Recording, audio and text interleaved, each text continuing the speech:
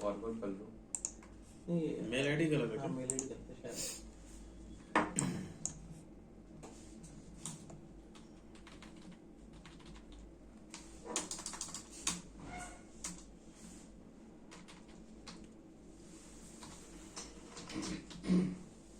ठीक है।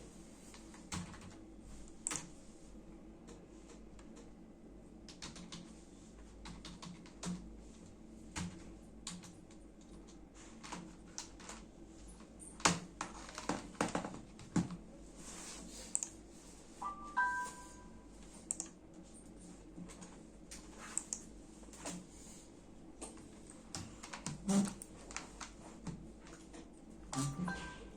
860345।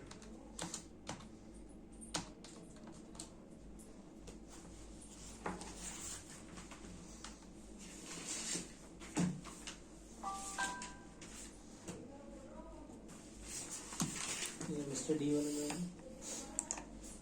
Mister D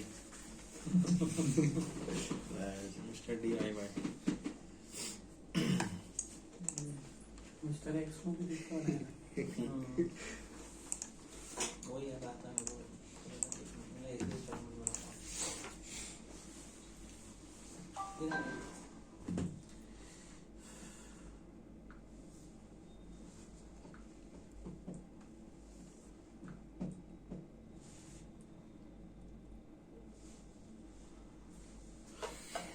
हूँ। तो आप लोगों का यूजर आईडी पासवर्ड पे निकल जाता है।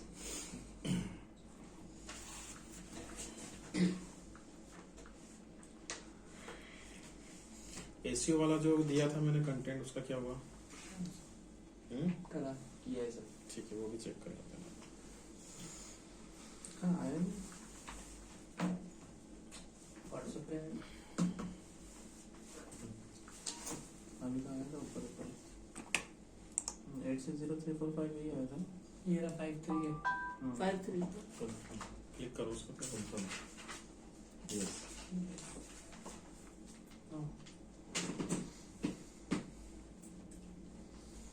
एक कैंपेन में 5 ग्रुप बनाने थे आपको। हर ग्रुप के अंदर 3-3 क्रिएटिव बनाने थे। किसी का हुआ कंप्लीट 1515? बना लिया कैंपेन में एक मिनिमम एक ग्रुप और एक क्रिएटिव किस किस का हो गया?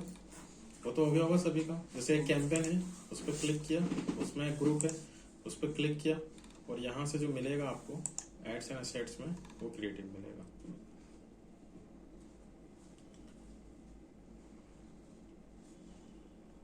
ये तो ठीक है। अब इसके आगे क्या करना है? इतना किस किस का हुआ? मिनिमम एक एक। यस सर, एक हो गया।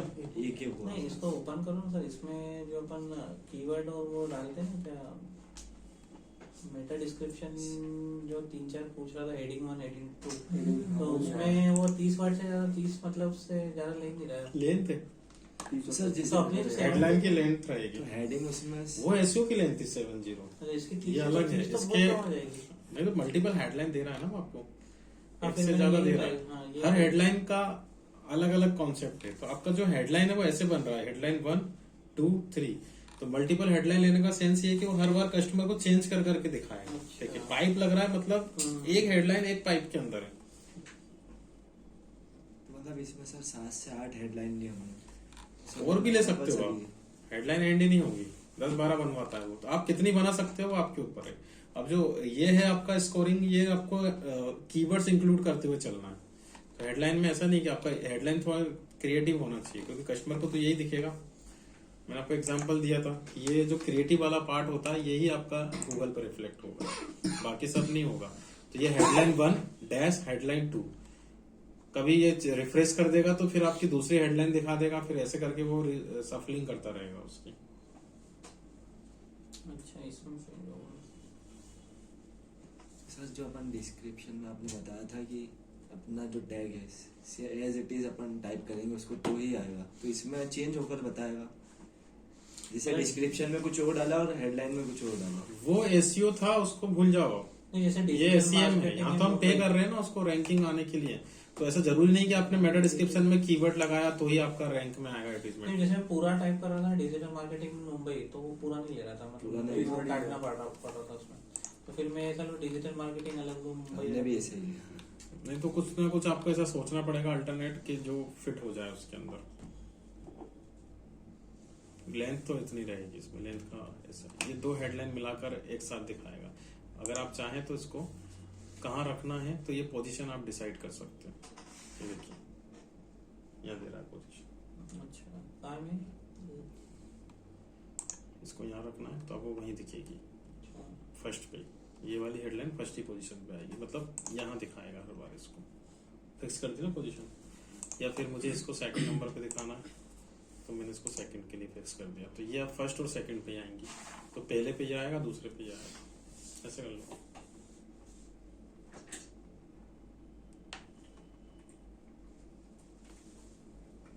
तो मैं अगर आपको असाइनमेंट दे रहा हूँ कि एक कैंपेन में आपको एक से ज्यादा ग्रुप बनाने हैं, 5 ग्रुप, और हर ग्रुप के अंदर 3-3 क्रिएटिव बनाने हैं, तो अब वो क्यों है, उसका बेनिफिट क्या होगा। देखो, एक कैंपेन का सब पार्ट ग्रुप होता है और ग्रुप का सब पार्ट क्रिएटिव होता है, एड्स होते हैं। तो हम एक से ज्यादा ग्रुप बनाने के क्या बेनिफिट है वो आप पहले देख लो। देखो, मैंने आपको बोला कि आप एक कैंपेन बनाओ, तो सपोज एक क्लाइंट है मेरे पास, एग्जांपल ले लो, सैमसंग गैलेक्सी एस सीरीज से आई है अपने पास, तो मैंने कैंपेन का नाम क्या रखा, सैमसंग गैलेक्सी एस सीरीज। लेकिन जब मैं ग्रुप बनाऊंगा, यहाँ पे देखिए, तो मैं उसमें 5 ग्रुप बनाऊंगा, A30, A50, A70 और A80। अब ग्रुप क्या कंटेंस करता है, ग्रुप होता है कीवर्ड्स, ग्रुप के अंदर कीवर्ड्स आते हैं। आप कोई भी ग्रुप बनाते हो तो हम बॉक्स में क्या लिखते हैं, एक लाइन में एक कीवर्ड लिखते हैं उसके अंदर, ठीक है। तो कीवर्ड किसका पार्ट होता है, ग्रुप का। तो मैंने A50 वाला जो ग्रुप है मेरा, जैसे सपोज यहाँ बन रहा है सैमसंग A50, तो इसमें जो मैं कीवर्ड लिखूंगा इस बॉक्स में सिर्फ और सिर्फ A50 वाले लिखूंगा। Samsung Galaxy A50 purchase, Samsung Galaxy A50, इस तरीके से कीवर्ड आएंगे और आप उसको डन कर दोगे। फिर आप एक और ग्रुप बनाओगे A70 वाला, उसके ग्रुप में जो कीवर्ड्स होंगे वो सिर्फ उससे रिलेटेड होंगे।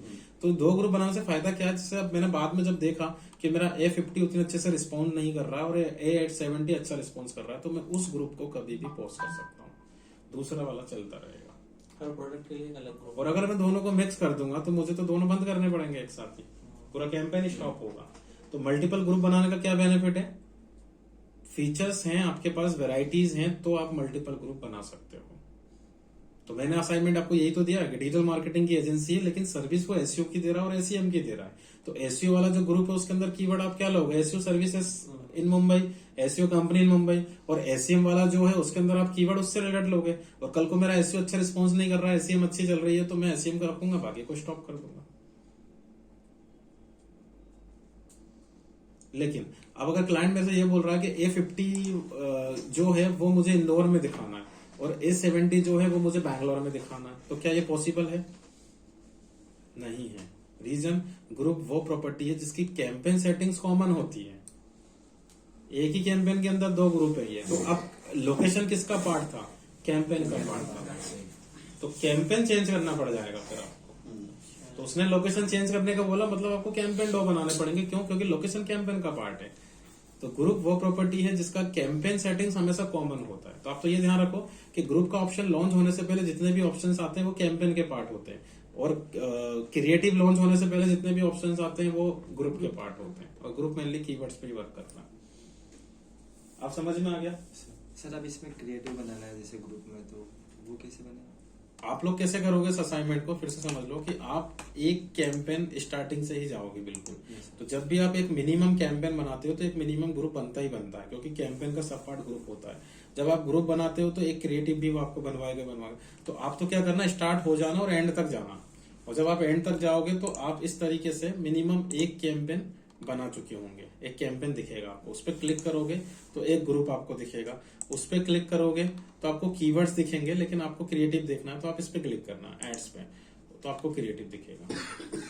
अब मैंने जो असाइनमेंट दिया कि अब आपको कैंपेन एक ही रखना है, ग्रुप 5 बनाना है। तो एक तो बना चुका हूं मैं, तो कैंपेन मेरा एक बन गया। तो आप कैंपेन को सिलेक्ट करना आप लोग, डिजिटल मार्केटिंग वाले को, और यहां से फिर प्लस करना, तो ये आपका सेकंड ग्रुप बनेगा। जैसे सपोज मैंने ये बना दिया एसईएम सर्विसेज। अब इसमें जो कीवर्ड हम लेंगे वो सिर्फ एसईएम सर्विस से रिलेटेड लेंगे, जो भी बन रहे हैं। ठीक है। और जब भी आप एक नया ग्रुप बनाओगे तो मिनिमम क्रिएटिव बनवाएगा फिर आपसे, क्योंकि कैंपेन बनाओगे तो ग्रुप और क्रिएटिव दोनों बनाने पड़ेंगे, लेकिन ग्रुप नया बनाओगे तो फिर क्रिएटिव उसका सब पार्ट है, तो एक क्रिएटिव आपको बनाना पड़ेगा, तो सेम टाइम पे वो आपको क्रिएटिव देगा बनाने के लिए। देखिए ये आपने क्रिएटिव बनाया सपोज, तो ये मैंने डन कर दिया।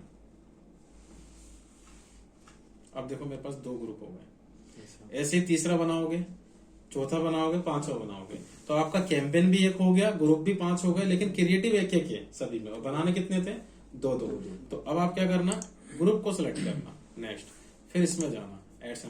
तो एक तो मैं बना चुका हूं, अब यहां से प्लस करो, अब यहां से प्लस करोगे तो क्रिएटिव नया बनाएगा वो। सर ये क्रिएटिव का काम क्या है?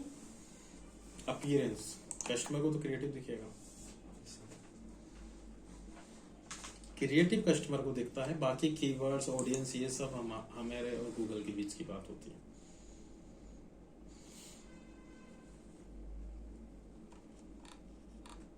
हमें एक ग्रुप के 3 क्रिएटिव बनाना है ना सर? एक ग्रुप में 3 बनाने हैं। Yes sir.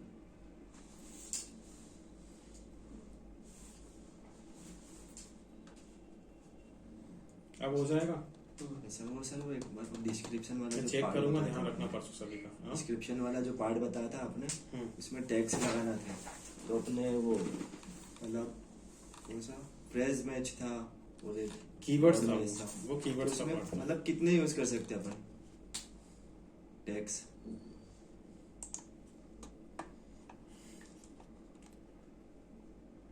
कीवर्ड्स, हाँ कीवर्ड्स। कीवर्ड एक लाइन में एक आएगा, अनलिमिटेड लगाओ, उसमें ऐसा कुछ नहीं है, कीवर्ड की लिमिट नहीं उसमें है। मेरे कीवर्ड सर, ऐड में कीवर्ड लगाने का क्या मतलब बन रहा है? बाय डिफॉल्ट ही आ जाएगा कीवर्ड। सर जैसे ऐड जो है वो टॉप पे ही आता है, तो उसमें कीवर्ड लगाने का क्या सेंस है? तो जिन कीवर्ड्स पे आप जो बॉक्स में दोगे उन्हीं कीवर्ड पे तो ऐड दिखाएगा वो। ये बताया था सर आपने, exact match, phrase match, broad match, मतलब इनमें से कौन सा यूज करना है हमें, किस कैंपेन के लिए मैं कौन फिर सा से use पूरा बता रहा हूँ आप लोगों को। जैसे अब जैसे इन्होंने जो क्वेश्चन किया पहले उनका देखो, कि उन्होंने बोला कि मेरे जो कीवर्ड है बाय डिफॉल्ट आ गए। तो क्या होता है कि जब आप स्टार्टिंग करते हो तो वो आपसे वेबसाइट मांगता है स्टार्टिंग में, वेबसाइट, फोन नंबर, आ रहा समझ में? तो जब आप कीवर्ड तक आते हो तो आते आते वो क्या करता है, आपकी वेबसाइट को स्कैन कर लेता है, जैसे अभी मैं दिखाई वही चीज दिखा रहा हूँ मैं। तो यहीं से उसने क्या किया, आपको कीवर्ड सजेस्ट कर दिए। तो ऐसे आपको ऐसा लगता है कि बाय डिफॉल्ट आ गई है, बट वो बाय डिफॉल्ट किस टाइप के कीवर्ड लेके आया वो भी देखो, और ये हमारे बिल्कुल भी रिलेवेंट कीवर्ड नहीं है। तो अब अगर हम इन्हीं कीवर्ड पे एडवर्टाइजमेंट चला देंगे तो कल को यूजर क्लिक करेगा, तो क्लिक करेगा तो हमारे तो अननेसेसरी वो लगने वाले हैं। तो हमें कौन सा कीवर्ड यूज करना है, ट्रांजेक्शनल कीवर्ड। तो कभी भी डिफॉल्ट कीवर्ड मत यूज करना, अगर वो ले भी लेता है तो उनको हटा देना, आपको कीवर्ड अपने तरीके से निकालना है। टूल्स एंड सेटिंग्स में कीवर्ड प्लानर पे जाके अपने पसंद के कीवर्ड लेके आओ, कीवर्ड कम लगाओ लेकिन रिलेवेंट लगाओ। तो अगर मेरा कीवर्ड बन रहा है एडवर्टाइजिंग एजेंसी इन इंडिया, तो मुझे एग्जैक्ट यही कीवर्ड लगाना है। ठीक है। अब आपका जो क्वेश्चन था कि कीवर्ड का क्या रोल है, जो कीवर्ड आप इस बॉक्स में दे रहे हो उसी कीवर्ड पे तो एडवर्टाइजमेंट चलेगा, और कीवर्ड हम देंगे नहीं तो एडवर्टाइजमेंट किस पे चलाएगा वो। आगे समझ में? आपका क्वेश्चन था कि कीवर्ड्स का टाइप कैसे डिसाइड करेंगे, कौन सा लेना है कौन सा नहीं लेना है। तो वो डिपेंड करता है आपके बिजनेस के नेचर के ऊपर।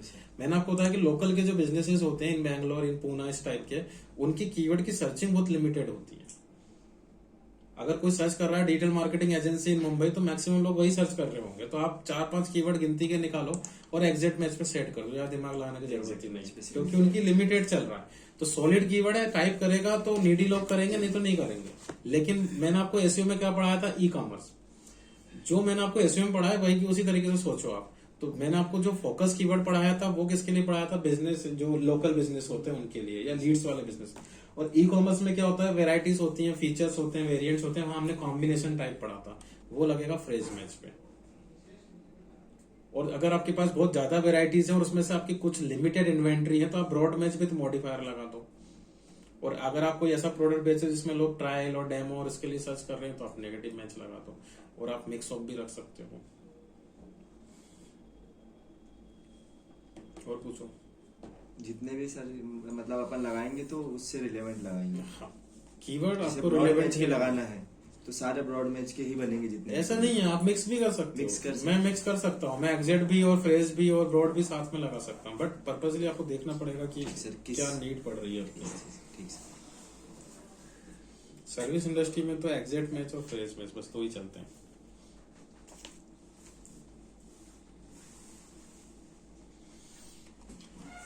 जैसे देखिए मैं आपको एक दिखाता हूँ क्या पे।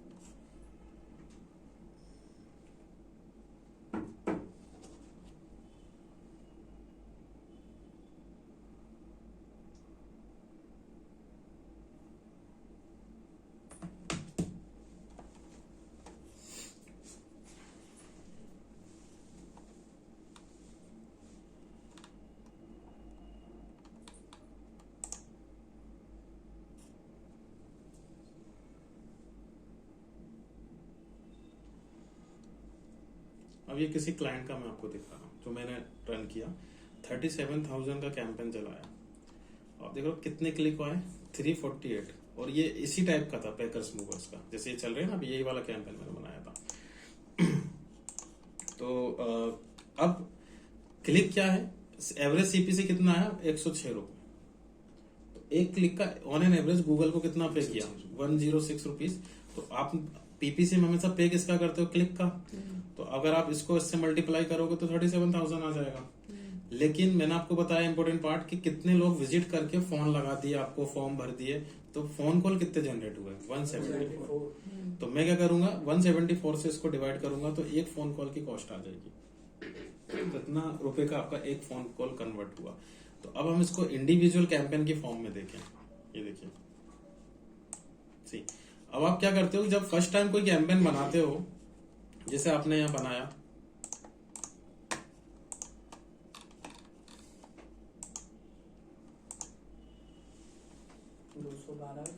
हाँ, तो ये आपका बजट है। तो कैंपेन आपका इनेबल है, मतलब वो लाइव है, बस आप फंड ऐड करोगे और वो चालू हो जाएगा। और ये वाला जो कॉलम है ये आपको बता रहा है बजट। तो फ्यूचर में कभी भी आपको बजट चेंज करना है पर डे का तो वो आप कर सकते हो। ये कॉलम आपको क्या बता रहा है, स्टेटस एलिजिबल। एलिजिबल मतलब हुआ कि गूगल ने आपको एलिजिबल कर दिया, आप चला सकते हो। थोड़े टाइम के लिए वो रिव्यू रखेगा, आपका प्रोडक्ट वगैरह चेक करेगा कि गलत चीज के लिए तो नहीं बना रहे, उसके बाद वो आपको वेरीफाई कर देगा। और ये आपको बता रहा है आपका ऑप्टिमाइजेशन स्कोर, के जब कैंपेन लाइव होगा तो आपका ऑप्टिमाइजेशन स्कोर आपकी परफॉर्मेंस बताएगा। और ये अपने को 99% प्लस रखना पड़ता है आउट ऑफ 100। ओके, इंप्रेशन मतलब कितनी बार आपके एडवर्टीजमेंट को देखा और कितने लोगों ने क्लिक किया। और इनका जो रेशो है क्लिक और इंप्रेशन का, वो सीटीआर की फॉर्म में आएगा। जैसे 100 इंप्रेशन हुए, 10 लोगों ने क्लिक किया तो 10% हो गया। और कितने का आपका कैंपेन रन हो चुका है, पर्टिकुलर दिस कैंपेन। ठीक है, तो यहां से एवरेज सीपीसी बताएगा, क्योंकि आपका हर क्लिक का कॉस्ट अलग अलग होगा, किसी कीवर्ड पे अलग होगा, तो आपको वो एवरेज सीपीसी बता देता है। अब जैसे ही मैं कैंपेन पे क्लिक करूंगा, उसके बाद जो मुझे रिपोर्ट दिखाएगा वो किसकी दिखाएगा, ग्रुप की। लेकिन अगर आपने एक कैंपेन में एक से ज्यादा ग्रुप बनाए हैं तो रिपोर्ट आपकी डिवाइड हो जाएगी 2 ग्रुप में। और एक कैंपेन में एक ही ग्रुप है तो जो कैंपेन की रिपोर्ट रहेगी वही ग्रुप की रिपोर्ट रहेगी। ठीक, तो यहाँ पे देखो वही चीज। अब एक कैंपेन रन हुआ, कितनी बार दिखा ये गूगल पे, 3,399 और 144 ने इस पे क्लिक किया। एक ही के लिए मैंने 3 कैंपेन अलग अलग बना और तीनों का रिस्पॉन्स देखो अलग अलग दिख रहा है आपको। तो मल्टीपल कैंपेन और मल्टीपल ग्रुप बनाने के ये बेनिफिट होते हैं। सेम कैंपेन में इस पे एवरेज क्लिक अलग अलग आ रहा है और कॉस्ट भी अलग अलग गई है। आया समझ में? तो 16,000, 10,000 और 9,000। और इधर से आपके कितने फोन किससे आए, इससे 40 फोन जनरेट हुए, इससे 23 जनरेट हुए, इससे 19 जनरेट हुए। और एक फोन कॉल की कॉस्ट आपके सामने। और कन्वर्टिंग रेशो सर, ये कन्वर्जन उसका निकालते हैं जो आपकी वेबसाइट में टास्क होता है। अब फोन लगाना मतलब इन्होंने फोन लगा दिया, बाद में आपके कितने कन्वर्ट हुए वो चीज हम यहाँ थोड़ी ट्रैक कर सकते हैं। तो वो आपका पर्सनल बिजनेस होता है। अब मैं अगर इस पे क्लिक करूं तो इसके बाद आपको दिख रहा है ऐड ग्रुप। और आप इस पे क्लिक कर रहे हैं तो उसके बाद आपको कीवर्ड्स दिख रहे हैं। तो जिन कीवर्ड, तो मैंने ज्यादा दिमाग नहीं लगाया, सभी को एग्जैक्ट मैच में लगा के रखा हुआ है, देखिए, क्योंकि लोकल का बिजनेस है। और अगर हम इस पे देखें क्रिएटिव पे, तो यहाँ पे ये क्रिएटिव आपको दिख रहा है। अब मैं अगर एक से ज्यादा क्रिएटिव बना रहा हूं और मुझे वो क्रिएटिव एक से ज्यादा बनाने का फायदा ये रहेगा कि मेरे क्रिएटिव तीनों एक साथ भी तो दिखा सकता है वो, या एक से ज्यादा मल्टीपल क्रिएटिव बनाने का, मल्टीपल ग्रुप बनाने का बेनिफिट तो आ गया आपको समझ में, क्योंकि आपके पास अगर वेराइटीज हैं तो आप कभी भी किसी ग्रुप को बंद कर दो, आपका कैंपेन चलता रहेगा। ओके, लेकिन क्रिएटिव का फायदा ये होता है एक से ज्यादा क्रिएटिव बनाने का, क्योंकि आप हर क्रिएटिव का हेडलाइन अलग अलग बना रहे हो। तो सपोज कस्टमर को ये अच्छा नहीं लगा, इसको रेगुलर इंप्रेशन मिल रहे हैं लेकिन क्लिक नहीं मिल रहे, तो गूगल ये मान लेता है कि आपका कैंपेन को लोग पसंद नहीं कर रहे, क्योंकि उसको क्लिक का बेनिफिट है। इंप्रेशन का तो आप पे ही नहीं कर रहे ना, तो उसको तो इंप्रेशन में लॉस है। आपको इंप्रेशन मिल रहा है, क्लिक नहीं मिला, तो वो क्या करता है, आपके एडवर्टाइजमेंट को दिखाना ही बंद कर देता है, स्टॉप कर देता है वहीं पे। लेकिन अगर आप एक से ज्यादा क्रिएटिव बनाओगे तो फर्स्ट वाले को अगर रिस्पॉन्स नहीं मिलता है तो वो दूसरा वाला दिखाता है, फिर उसको भी नहीं मिला तो तीसरा वाला दिखाता है उसको, मतलब जितने क्रिएटिव आप दोगे सब दिखाना स्टार्ट करेगा। अब कस्टमर को पता नहीं कौन सा टाइटल अच्छा लग जाए जिसपे वो क्लिक कर दे, और ये भी तो हो सकता है कि एक साथ तीनों की तीनों हमारी चल जाए, तो कहीं भी क्लिक करे आएगा तो अपने पास है। तो ये मल्टीपल क्रिएटिव बनाने का बेनिफिट है। ठीक है, अब सपोज कोई क्रिएटिव मेरा यहाँ पे इंडिविजुअली रिस्पॉन्स अच्छा नहीं दे रहा, तो मैं उस क्रिएटिव को स्टॉप कर दूंगा और प्लस करके दूसरा क्रिएटिव बना दूंगा। या फिर आप ऐसे भी तो कर सकते हो कि आपको क्रिएटिव में से ज्यादा चेंज नहीं करना, सिर्फ टाइटल चेंज करना ऊपर का, तो इतना दिमाग लगाने की जरूरत नहीं है। उसको यहाँ पे क्लिक करो, कॉपी कर लो और यहीं पे पेस्ट कर दो, तो क्रिएटिव का डुप्लीकेट बन जाएगा। फिर उसको एडिट करो और सिर्फ उतना पार्ट जितना आपको चेंज करना है वो चेंज कर दो।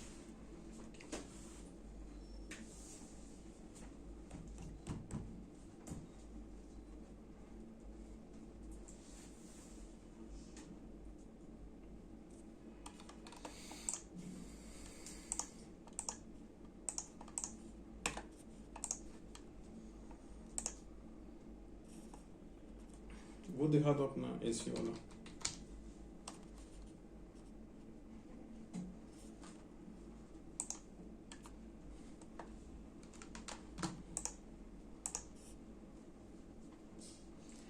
आपने नहीं बनाया कैंपेन? कैंपेन 1515 कैंपेन बनाना मैं दूसरे काम में लगी थी सर, वो कंप्लीट कर बनाया था कैंपेन कल बना लूंगी सर। बना दिया सर।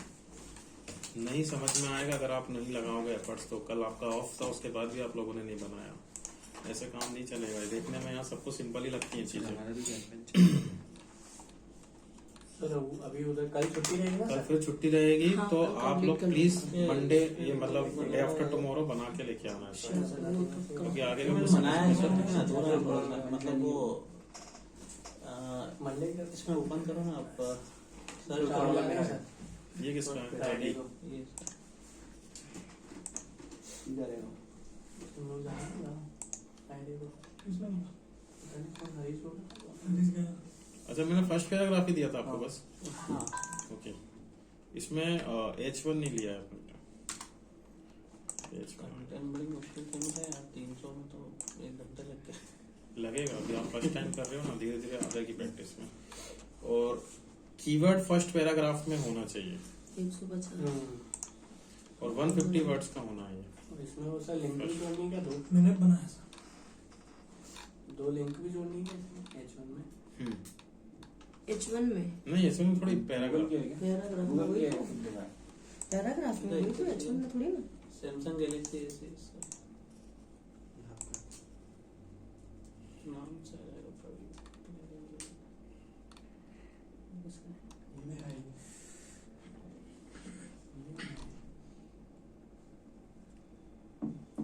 इसका आपको वो बनाना पड़ेगा ना, ये ऐसे नहीं करना है, सिर्फ पैराग्राफ बनाना है। और प्रोडक्ट कैसे बनेगा वो मैं आपको रेफरेंस दे चुका हूँ, फिर से देख लो एक बार। ये देखा था आप लोगों ने? प्रिंटर है ना?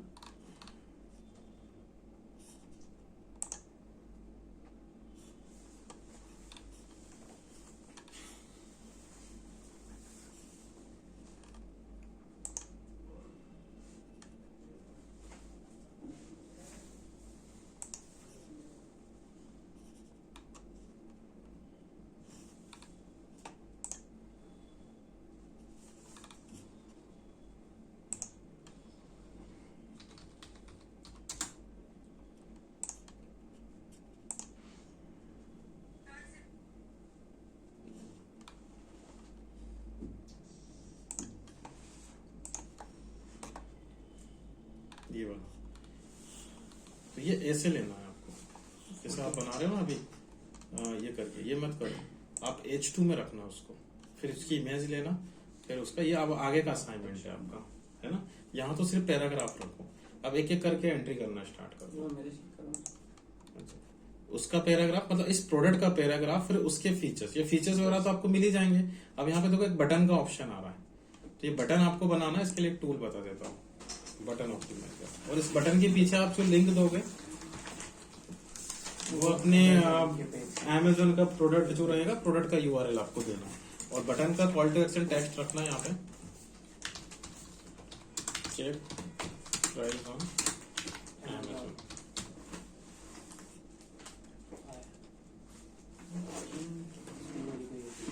मैं अभी चेक कर रहा हूँ बाकी लोगों का भी, पहले ये देख लो आप लोग, चेक प्राइस ऑन अमेजोन।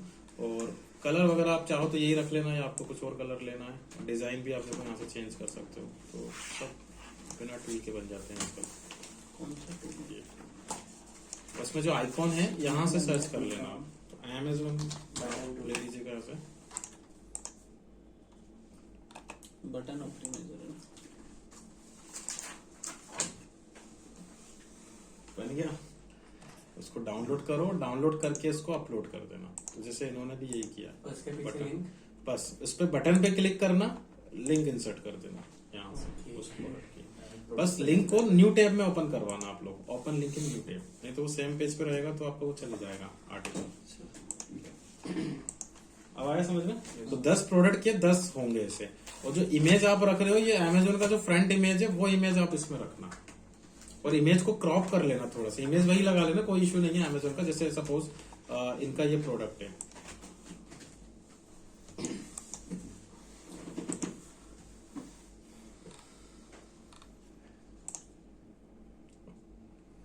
तो इन्होंने यही वाली इमेज यूज की है, इसको डाउनलोड कर लेना, लेकिन जब आप यहाँ पे अपलोड करोगे उसको तो उसको यूनिक कर लेना थोड़ा सा। जब आप इमेज अपलोड कर रहे होते हैं वर्डप्रेस में, उसी टाइम पे वो क्रॉप करने का ऑप्शन दे देता है। तो 10 के 10 बनेंगे, बटन एक ही यूज होगा, और हर प्रोडक्ट के पीछे, उस बटन के पीछे अमेजोन के उस प्रोडक्ट का यूआरएल ये वाला आ जाएगा, बस आप तो डायरेक्ट यूआरएल पुट करोगे। ठीक है, तो अब आप लोग का मंडे का जो, मतलब परसों का जो असाइनमेंट है वो ये वाला है, जितने जिससे बन जाए बना के लाना आगे के स्टेप। ये 150 वर्ड की रखना पड़ेगा। 150 का तो ये था ना फर्स्ट वाला, फर्स्ट पैराग्राफ। अब ये तो अब आगे का असाइनमेंट स्टार्ट हो गया आपका। तो देखो अब आपको हर प्रोडक्ट का टाइटल जो कि H2 में रखना है, उसका इमेज, उसका पैराग्राफ, और उसके फीचर्स एंड स्पेसिफिकेशन, फिर उसका बटन, फिर दूसरा प्रोडक्ट, उसका पैराग्राफ, उसका फीचर्स, उसका स्पेसिफिकेशन, इंडिविजुअली 10 टाइम्स आपको ये करना है, जिससे जितना हो जाए। परसों एक बार फिर से चेक करना। बटन अपलोड कैसे हुआ है? यहाँ से एडमिट में एक ही बार करना, फिर तो इमेज एक ही बार बटन, मैंने एक ही बटन को बार बार अपलोड कर देना, और लिंक अलग अलग डालोगे आप इसमें। और यहाँ पे एक फीचर इमेज भी दी हुई है, फीचर इमेज, फीचर इमेज है। जैसे कल को किसी ने अगर इसको इमेज वाइज सर्च किया, जैसे सपोज वो सर्च कर रहा है top 10 HP laptop in India, तो यहाँ से तो आप आ ही जाओगे, लेकिन अगर कोई इमेज वाइज आपको फिल्टर करता है तो फिर आपकी क्या इमेज वर्क करेगी? ये फीचर इमेज। तो आपको फीचर इमेज बनाना है इस टाइप की। मैं आपको एक रेफरेंस दिखा देता हूँ, देखिए आपका जो टाइटल है वो आना चाहिए यहाँ पे। आप चाहो तो फोटो क्लिक कर लो रेफरेंस के लिए।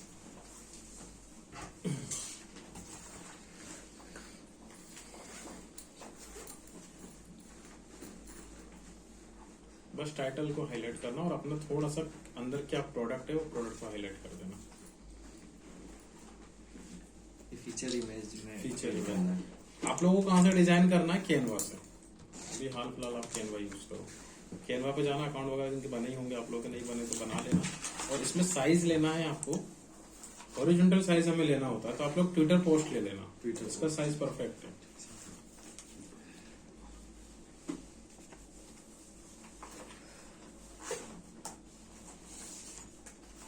ट्विटर पोस्ट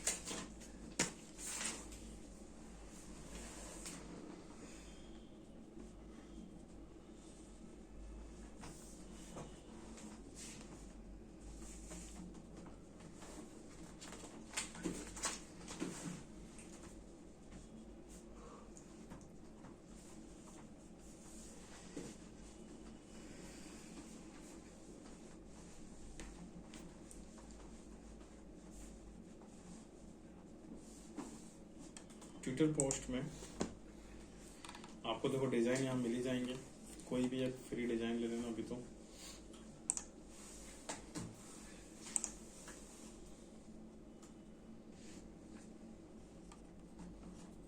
सब खाली कर देना।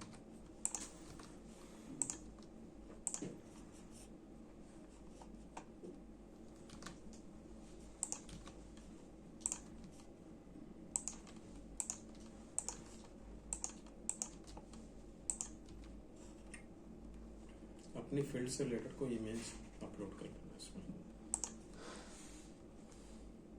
ये मोबाइल का हाँ, जैसे मैंने ले लिया।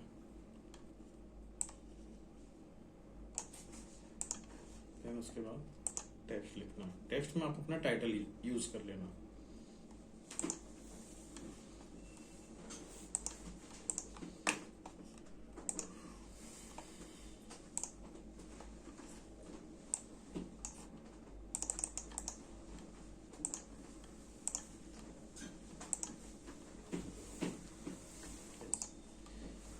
चाहो तो उसको हाईलाइट कर देना।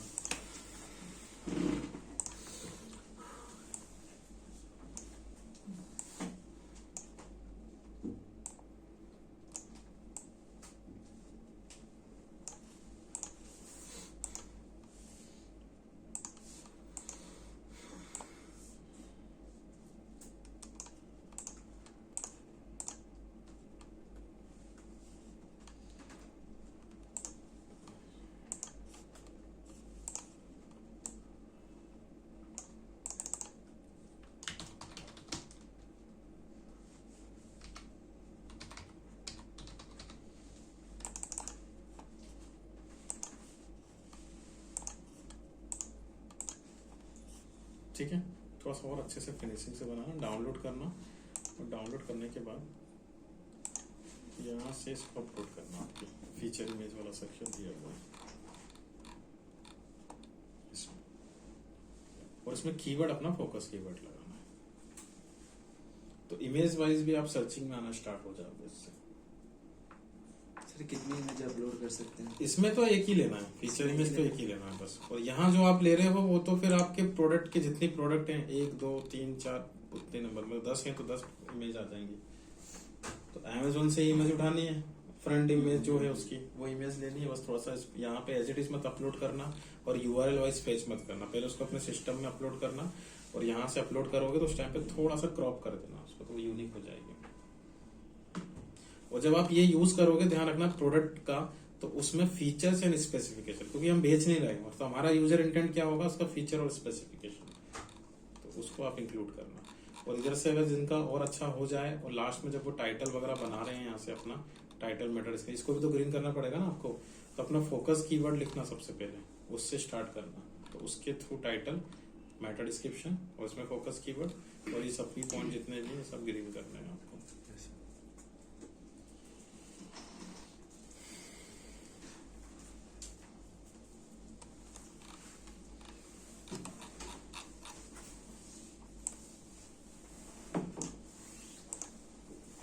ठीक है,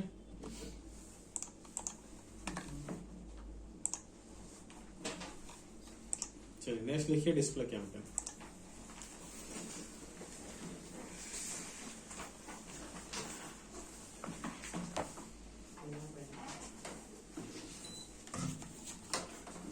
उसमें ये नहीं सर,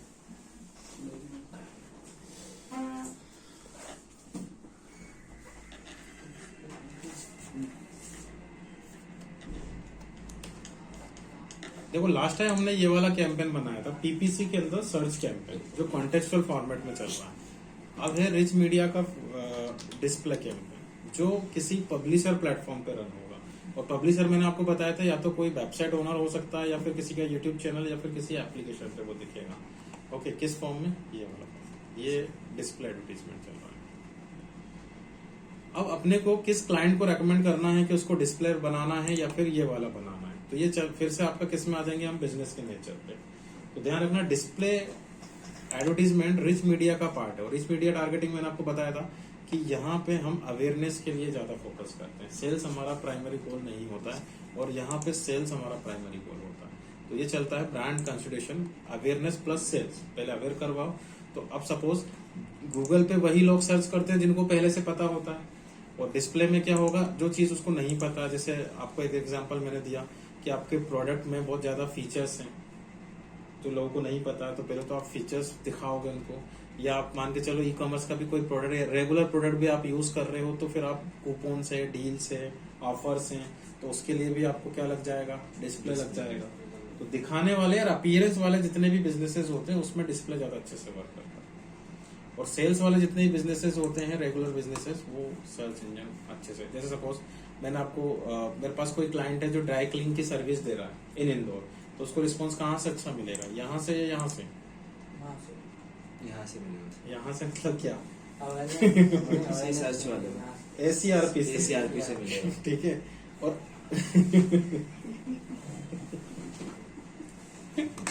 और अगर वो कोई ऑफर लॉन्च किया है तो फिर आप कहाँ से अच्छा रिस्पॉन्स मिलेगा? डिस्प्ले से।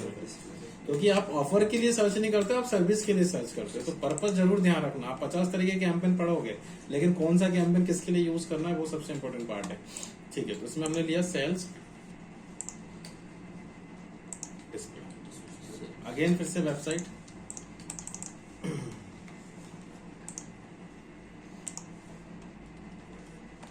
कैंपेन का नाम ये आप कर लोगे, कंटिन्यू। अभी रिसेंटली इंटरव्यू में क्वेश्चन हुआ था, मुझे याद आया सडन। क्वेश्चन ये था कि किसी को भी हम ब्रांड नेम से सर्च करते हैं, तो इन लोग अपना एडवर्टीजमेंट चला रहे हैं, ब्रांड नेम के ही कीवर्ड पे एडवर्टीजमेंट रन कर रहे हैं। जैसे गोडेडी हो गया, जैसे हम फ्लिपकार्ट, मिंत्रा, किसी को भी आप देखोगे, ये देखो ये भी एडवर्टीजमेंट रन कर रहा है। तो ऐसा क्यों कर रहे हैं? उनको तो लॉस हो रहा होगा इसमें। भाई आप किसी को भी ब्रांड नेम से सर्च करते हो तो मैंने क्या बताया, सबसे पहले उन्हीं की वेबसाइट आएगी, क्योंकि ब्रांड नेम तो यूनिक होता है। तो अब वो इस पे ना क्लिक करके इस पे क्लिक कर रहे होंगे, तो उसको तो चार्ज पे हो रहा होगा, हर क्लिक का गूगल को देना पड़ रहा होगा। तो ऐसा क्यों कर रहे हैं वो? इस पे क्लिक करने के बाद कहाँ, कौन से पेज पे ले जाता है, पर दिखाओ। मिंत्रा पे जाएगा, उसको कमीशन मिलता है ना। किस बात का अगर कुछ खरीदेगा मान लो कस्टमर, तो मिंत्रा तो खुद का प्रोडक्ट है, करने में भी कुछ मिलता है क्या इनको? अपनी वेबसाइट पे वो लॉस में क्यों जा रहा है? क्योंकि आप उसको नॉर्मली भी सर्च करोगे तो उसी की वेबसाइट एसईओ के थ्रू आएगी, तो फिर वो एडवर्टाइजमेंट क्यों दिखा रहा है? कस्टमर अगर यहाँ से जाके कुछ परचेज करता है सीधे सीधे शायद इससे वो गोल फुलफिल होता हो, ट्रैफिक लाइक नहीं आने की अगर पॉसिबिलिटी बन रही है तो आ भी जाए, और इम्प्रेशन मैं और तो ये नाम से तो सर्च कर रहा हूँ, मैं खुद ही उसके लिए आया हूँ ना।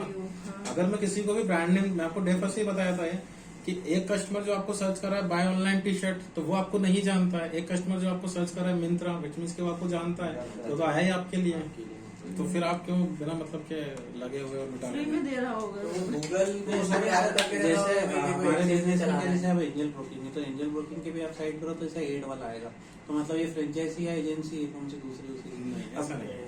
मतलब उसमें क्या रहता है, जैसे मान लो उसने पहले उससे करके और अकाउंट प्रोसेस कर दिया, तो वो उसकी फ्रेंचाइजी में चला जाता है, क्योंकि ऑफिशियल साइट है, दोनों ही ऑफिशियल साइट है, दोनों ही ऑफिशियल।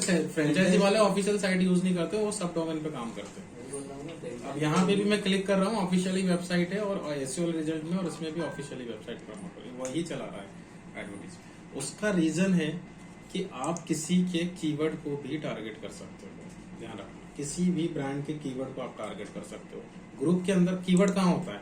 ग्रुप के अंदर आप सपोज मैंने यहाँ पे गोडेडी भी डोमेन होस्टिंग बेच रहा है और मैं भी डोमेन होस्टिंग बेच रहा हूँ, और मैंने यहाँ पे गोडेडी का नाम ही लिख दिया बस, और एग्जिट मैच पे लगा दिया कीवर्ड में, तो गूगल क्या करेगा, इस पे भी एडवर्टाइजमेंट चला देगा आपका। अब आप बोलो ये तो इलीगल है, आप किसी का ब्रांड नेम पे कैसे कीवर्ड रन कर रहे हो?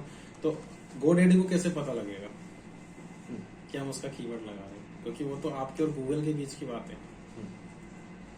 तो ध्यान रखना, कस्टमर को हमेशा क्रिएटिव ही दिखता है, उसको ये कभी नहीं पता लगेगा कि ये किस कीवर्ड से आया है, या फिर कौन सा कीवर्ड इसने टारगेट किया है, इसने बिड क्या लगाई है। क्योंकि उसको अगर उसने हाईलाइट कर दिया बिड क्या लगाई, फिर ऑप्शन का मतलब क्या रहा? बिड तो बिड ही नहीं रहेगी, फिर आप सबको बिड हाईलाइट कर रिवील कर रहे हो। तो आप किसी के भी कीवर्ड को टारगेट कर सकते हो, तो वो उसी पे ही आपका एडवर्टीजमेंट रन करेगा। अब अगर आप ये सोच रहे हो कि भाई जो टाइप ही GoDaddy कर रहा है उस पर अगर आप अपना ब्रांड का एडवर्टीजमेंट दिखाओगे तो बिजनेस तो आपको मिलेगा नहीं। रीजन क्योंकि वो तो उसके लिए आया है, राइट? ऐसा नहीं है, आप किसी का भी बिजनेस इधर से डाइवर्ट कर सकते हो कस्टमर को। जैसे GoDaddy और बिग रॉक, आप बिग रॉक ने अगर GoDaddy का कीवर्ड लगा के एडवर्टीजमेंट चलाया तो वो GoDaddy टाइप करेगा, लेकिन एडवर्टीजमेंट यहाँ पे किसका दिख रहा है? होस्टिंगर का दिख रहा है यहाँ पे, होस्टिंगर, शॉपिफाई। तो अगर ये ऐसा कर दे कि डोमेन 200 रुपए में कर दे, इसको छोड़ के इस पे आ जाएगा वो। माइंड डाइवर्ट कर देते हैं ये नहीं, कस्टमर। बात ही नहीं समझ में आई समझे। जैसे सर फ्लिपकार्ट ने मतलब कैंपेन चलाया और उसमें मतलब टैग में अमेजोन लिख दिया, तो कोई अमेजोन भी सर्च करेगा तो फ्लिपकार्ट पर कीवर्ड वो उसकी ऑडियंस को टारगेट कर रहा है अपने प्रोडक्ट के लिए, कीवर्ड वो उसका यूज कर रहा है। लेकिन यहाँ पे अगर वो ऐसा लिख दे उससे सस्ता बेच रहा है, जैसे वो 149 में होस्टिंग बेचा और ये 99 में कर दे, तो कस्टमर इसको छोड़ के इस पे क्लिक करेगा। अब आ गया समझ में? Mind divert. तो मतलब आप कीवर्ड में किसी का भी ब्रांड नेम यूज कर सकते हो, लेकिन आप क्रिएटिव में किसी का ब्रांड नेम नहीं लिख सकते। अब ये भी कंडीशन समझ लो, यहाँ पे नहीं लिख सकते आप GoDaddy, क्योंकि ये पब्लिक व्यू है, तो इसमें वो पेटेंट में फंसा देगा आपको, मतलब आपका एडवर्टीजमेंट रिजेक्ट कर देगा। लेकिन कीवर्ड में आप ले लो, उसको कोई दिक्कत नहीं। तो यहाँ दिमाग लगाया गूगल ने कि सबसे ज्यादा ऑक्शन अगर वो किसी का लगाता है तो वो है ब्रांड नेम का। अब आप समझ रहे हो कि आपका ही ब्रांड नेम आप ही कोई बेच रहा है वो। अब GoDaddy यहाँ पे क्यों रन कर रहा है अपने ही एडवर्टीजमेंट अपनी ब्रांड पे? क्योंकि वो नहीं लेगा तो कोई और ले लेगा, तो अपनी ब्रांड नेम को बचाने के लिए उसका एडवर्टीजमेंट चलाना पड़ रहा है। अब इसकी बिड मरे से मरे 500 रुपए 1000 रुपए जा रही होगी, क्योंकि वो छोड़ेगा तो कोई और पकड़ेगा पर क्लिक। बाप रे।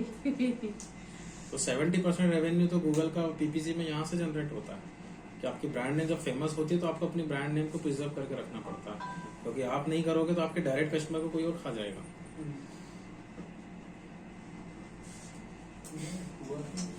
बाप रे, ये इसे किसी ने किया होगा सर, तभी इनने इतना दिमाग लगाया है।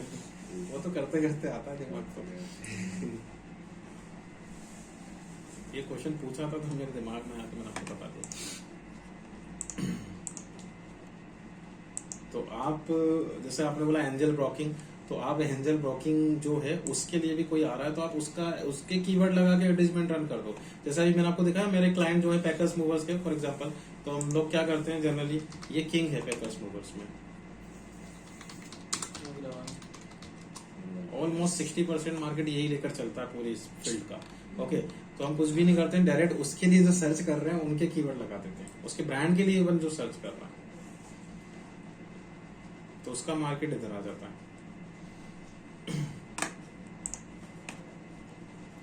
लोकेशन, अब ये किसका लोकेशन रहेगा पब्लिशर में? पब्लिशर प्लेटफॉर्म का। जैसे ये जो एडवर्टीजमेंट है ये अभी हमें कहाँ दिख रहा है? इंदौर में। तो ये तो क्लियर है कि इसने इंदौर टारगेट किया, बाकी का लोकेशन नहीं पता है। ओके।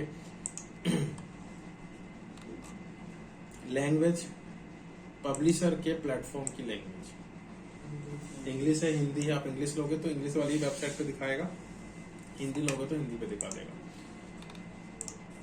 कुछ और ऑप्शन देखो, रोटेशन का मैंने आपको बताया था कि मल्टीपल क्रिएटिव अगर आप बना रहे हो, जैसे मैंने आपको 3 क्रिएटिव बनवाए अभी एक ग्रुप के अंदर, तो उससे बेनिफिट ये होगा कि जिस क्रिएटिव को ज्यादा अच्छा रिस्पॉन्स मिलेगा उसको ज्यादा दिखाएगा, उसको ज्यादा डिलीवर करेगा। अब यहाँ पे क्या चलते हैं क्रिएटिव के नाम पे अलग अलग साइजेस, ये साइज अलग है, ये साइज अलग है, तो जो साइज अच्छा रिस्पॉन्स ले रहा होगा वो उसको ज्यादा दिखाएगा। स्केड्यूल, ये आप कर ही लोगे, कितने से कितने टाइम पे चलाना है, कुछ स्पेसिफिक टाइम उस पर रन करना हो आपको। फिर यहाँ पे डिवाइस, अब सर्च में आपको डिवाइस की चॉइस नहीं मिली थी, इसमें आपको डिवाइस की चॉइस दे रहा है कि आप स्पेसिफिक किसी डिवाइस को टारगेट कर सकते हो, only mobile, only desktop, only tablet. तो ध्यान रखना पीपीसी में जितने भी कैंपेन है उसमें आपको डिवाइस की चॉइस नहीं मिलेगी, देता ही नहीं है वो। रिच मीडिया में आपको डिवाइस की चॉइस दे देगा, तो ये पॉइंट आप लिख लो कहीं भी। पीपीसी डिवाइस चॉइसेस सपोर्ट नहीं करता है, PPC does not support device choices.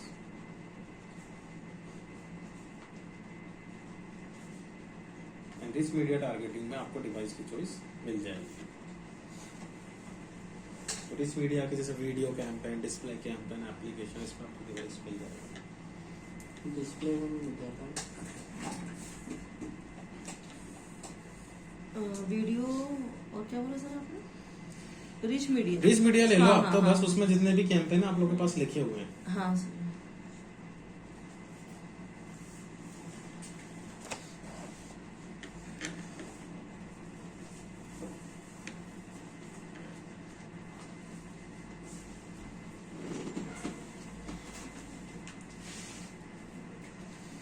हाँ, ये आप कर सकते हो। और एडवांस आप जा सकते हो, जैसे ऑपरेटिंग सिस्टम आपने बोला ओनली एंड्रॉइड, तो जो लोग एंड्रॉइड टीवी, एंड्रॉइड लैपटॉप या एंड्रॉइड मोबाइल से इस पब्लिशर पे विजिट करें, उन्हीं को ही आपका एडवर्टीजमेंट दिखेगा और किसी को नहीं दिखाएगा, विंडो वगैरह को नहीं दिखाएगा, ठीक है। या फिर और एडवांस आप जा सकते हो, डिवाइस का मॉडल नंबर। अब एंड्रॉइड में भी देखो उसने पूरे ब्रांड दे दिए आपको, ये सब ब्रांड है उसके पास। जैसे हमने